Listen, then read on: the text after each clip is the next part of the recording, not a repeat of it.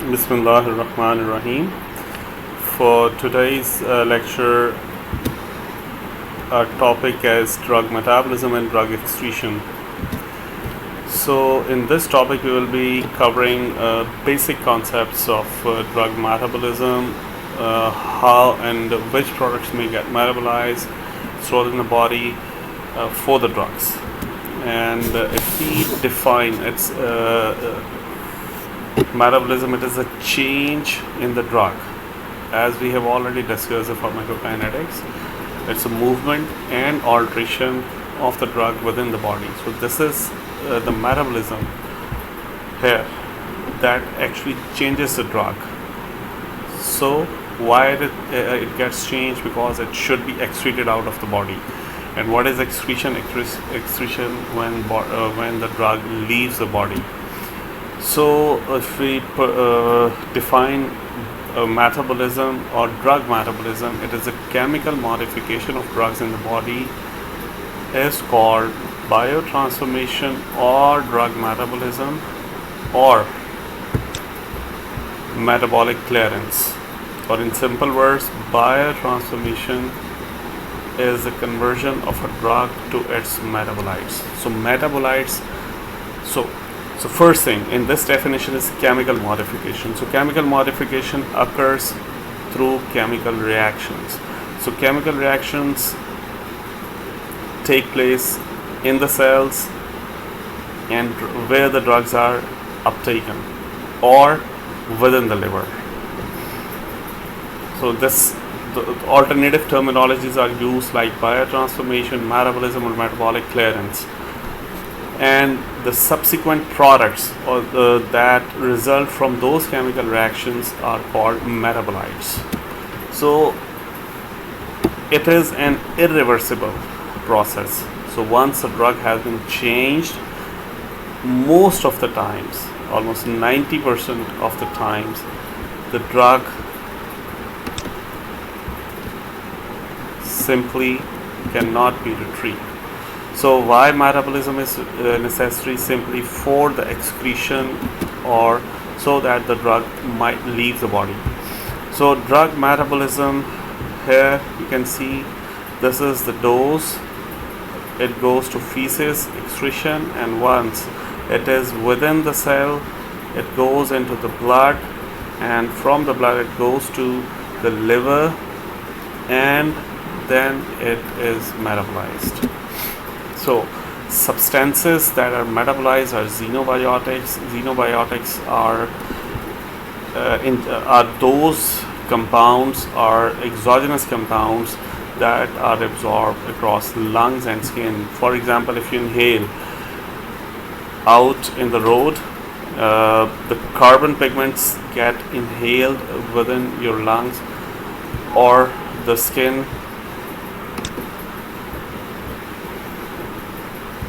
These are called xenobiotics. Ingested intentionally or unintentionally with foods and drinks. For example, colorants. If you add a color to a dish, to a meal, to a food, that is intentional ingestion, but that is not required for our body metabolism. But unintentionally is any unintentional product that is being ingested, like drugs for therapeutic purposes, for diagnostic purposes. These are also metabolized. For endogenous products like hormones, endogenous means that are produced within the body, like hormones, vitamins, and endogenous steroids. So hormones are being produced within the body, so that is why these are called. Why metabolism or drug metabolism is necessary? Usually the drugs range from hydrophobic to hydrophilic. Hydrophobic means that are not water soluble, and hydrophilic means that are water soluble. So hydrophobic drugs do not easily get excreted out of the body. So in order to terminate their biological activity, drugs must be metabolized. So that is why metabolism is necessary. Number one, there are four purposes the drug metabolism that are being served by the drug metabolism. Number one, activation of prodrugs. Prodrugs are those drugs which needs biological biotransformation for their action. Without metabolism, they will not show their action. Or termination of drug action, like if drug is showing its action, it will be metabolized and it will not act further. Simply the termination of its action will occur. Or there are certain metabolites, certain chemical entities that result from metabolism maintain the activity of the parent drug, or simply metabolism can cause toxicity as well, like acetaminophen. Okay, then simply it generates more polar or water soluble inactive metabolites. So water soluble means, or the polar, water is the most polar substance on earth, so polar will dissolve in polar, so non-polar drug is made polar in response to biotransformation or drug metabolism, which becomes water soluble, and it readily dissolves in water within the body and is excreted out with the urine from the body.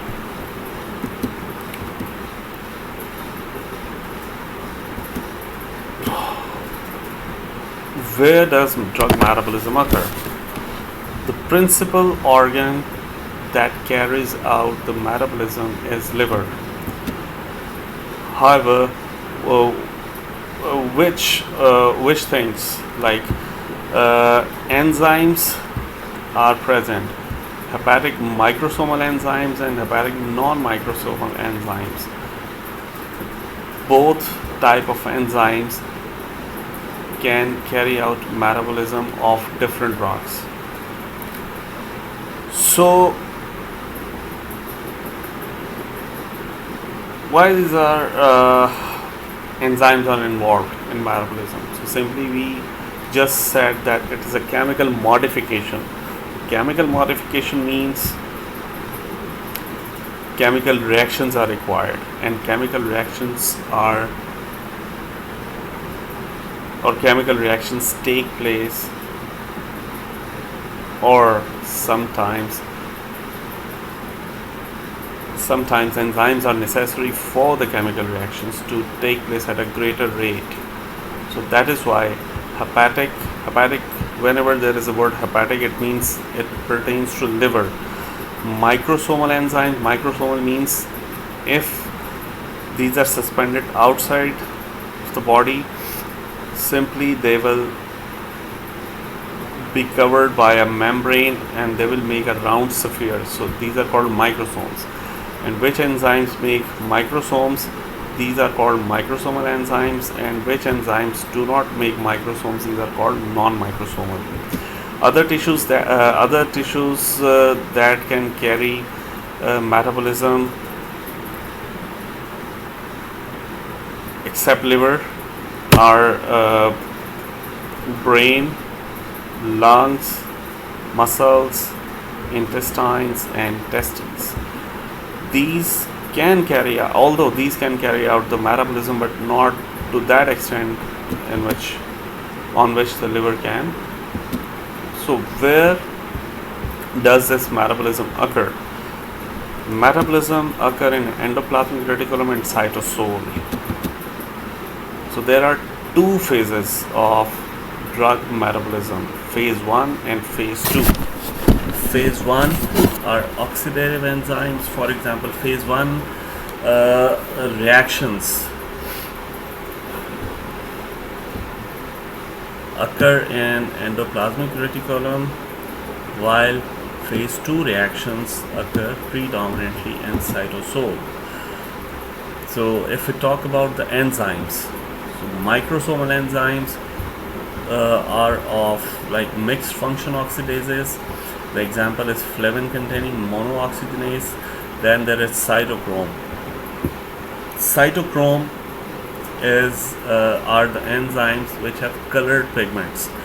The example of those enzymes which have metal and color pigments are cytochrome P450. These are iron containing enzymes, and these are present in liver, and these are the largest family of enzymes that can carry out drug metabolism, and these are most important. The cytochrome P450 system is the most important enzyme family that can carry out drug metabolism. NADPH cytochrome P450 reductase. These microsomal enzymes are present in smooth endoplasmic reticulum of liver. Then there are non-microsomal enzymes present in cytoplasm, mitochondria, hepatic cells or other tissues, and in plasma. So it means there is certain metabolism that can occur in plasma as well. So example of non-microsomal enzymes include monoamine oxidases, esterases, amidases, transferases, and conjugates. For example, transferases transfer certain functional groups to the drugs and thereby change the chemistry of the drug. Esterases cause other reactions, and so metabolic enzymes are particularly not substrate specific. As you might have already studied in biochemistry or physiology, that enzymes are substrate specific, or this is called substrate specificity, that one enzyme will only metabolize or will only catalyze a particular substrate. That is called enzyme specificity. But here in this case, the drug metabolic enzymes that are present in liver, specifically cytochrome P450, these are not substrate specific. It means that a single enzyme can metabolize many different drugs. So one enzyme can metabolize 100 drugs, 100 different drugs. So these are relative abundance, or the name of human cytochrome P450.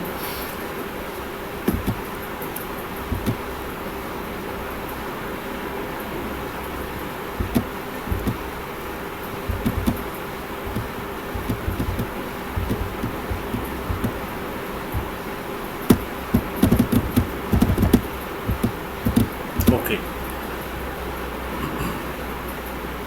So cytochrome P450 has it's a whole family. It comprises of different enzymes, and a prefix CYP is added if we name that enzyme. How can we name the cytochrome P450 enzyme? The CYP is being added to the name. Then there is an Arabic number, and there is a subfamily with an English alphabet.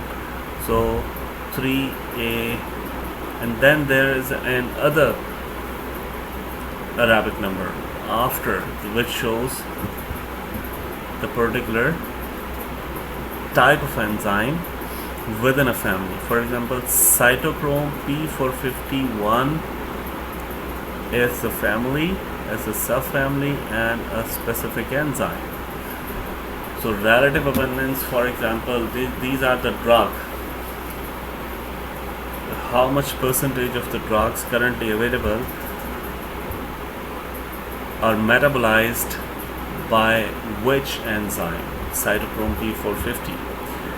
So if we see, as I told you earlier, that cytochrome P450 is the most important and the largest family of the enzymes that can carry out the drug metabolism. So if we take that in terms of percentage, so 60% of the drugs are metabolized primarily by cytochrome P450. So there are two types of metabolic reactions. One is at phase 1 reaction. These are oxidation, reduction, hydrolysis, others, and phase 2 reactions. For conjugation, phase 1 and for example, this is the drug. Phase 1 reaction will introduce a hydroxyl group, and this the same. This is alteration. This is a chemical modification. This is a chemical alteration of the drug. That was the original drug which was administered, which has shown its effect after distribution. Once it comes to the liver, the phase 1 reaction causes oxidation of this drug molecule. Oxidation by adding the hydroxyl group, and then this hydroxyl group undergoes a phase 2 reaction in the cytosol. For example, this is another reaction. This is a conjugation reaction. Conjugation reaction means induction of certain group, which causes, so now this drug is completely water soluble and will be excreted out of the body. So as shown in this figure, the drug undergoes phase 1, there comes a change, and this primary metabolite, this is the drug, this is metabolite, and this is a final metabolite, inactive metabolite. So this metabolite further undergoes phase 2 reaction to make a water soluble metabolite. So the question arises, is this sequence is followed every time? For example, phase 1 is always followed by phase 2, or can we bypass phase 1 and directly a drug can go to phase 2, or a drug can be excreted out of the body after phase 1 reaction? So here is the answer to this question. For example, this is a drug, that is absorption, that is elimination.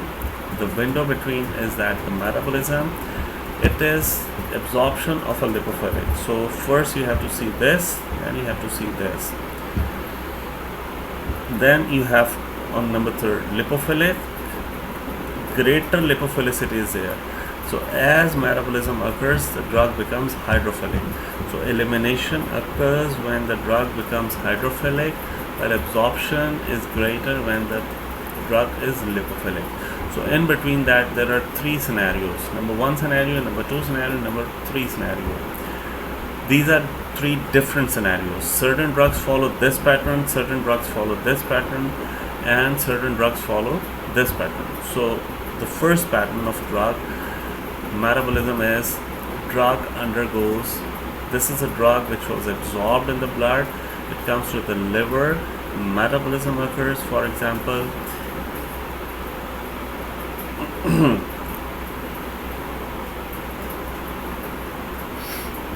simple, drug directly go into the phase 2 reaction, becomes water soluble and excreted out of the body.